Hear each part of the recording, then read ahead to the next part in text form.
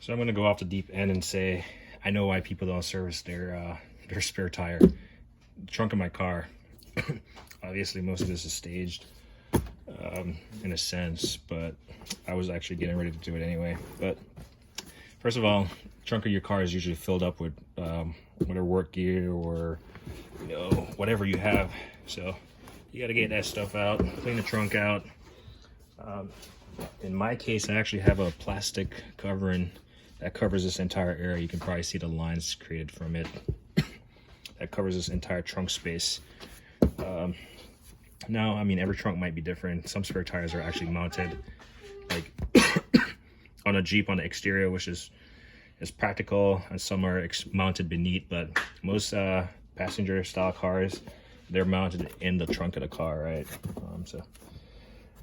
But you want to make sure that your temporary use tire is in good condition.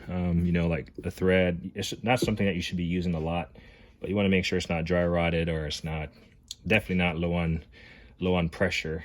For this one, the max PSI, not sure if you can see it, it's 60 PSI over there. It's a Bridgestone tire.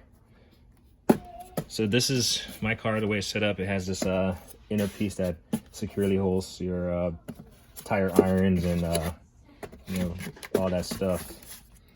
Got some stuff thrown in there, nettings and stuff, but I can just easily remove this. Again, another piece of item that you have to remove. And then my tire is held in place so it doesn't like move around by this lock nut thing right here.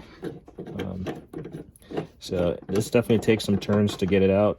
This is how deep the thread is. It goes all the way down in there to secure it. So you want to make sure this stuff like this is out. So it takes a little bit of time.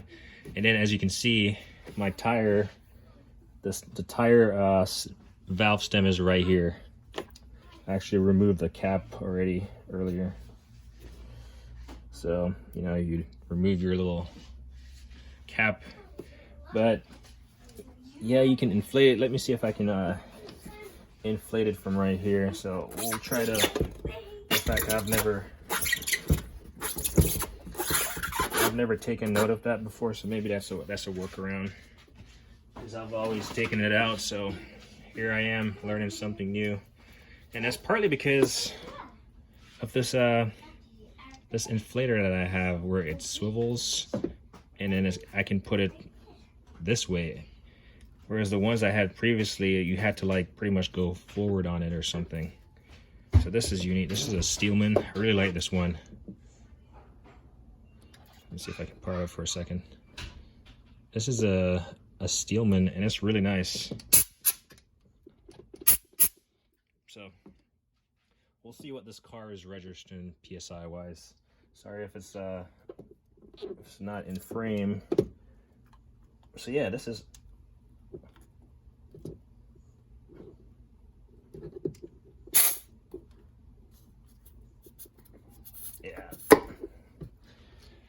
yeah, it's not really latching on. Like, there we go.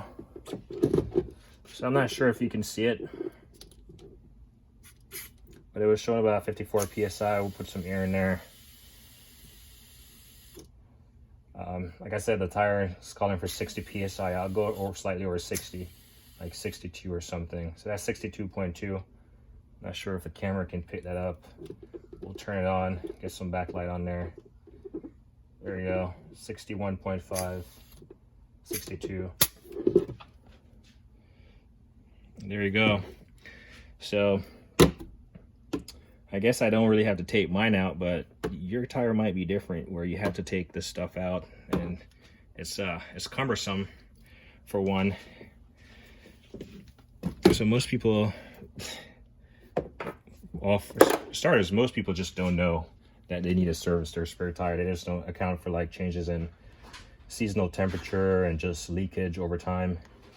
So they only realize that they need it when really it's kind of too late.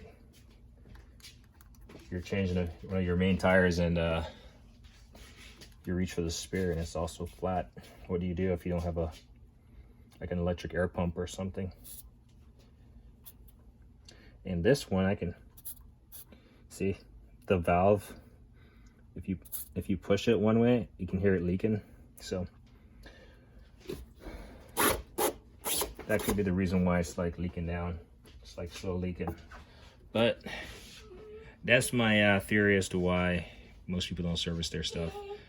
I'm gonna put all the stuff back in, but I always check when I'm servicing my car. Anyway, like on, don't hit the thing.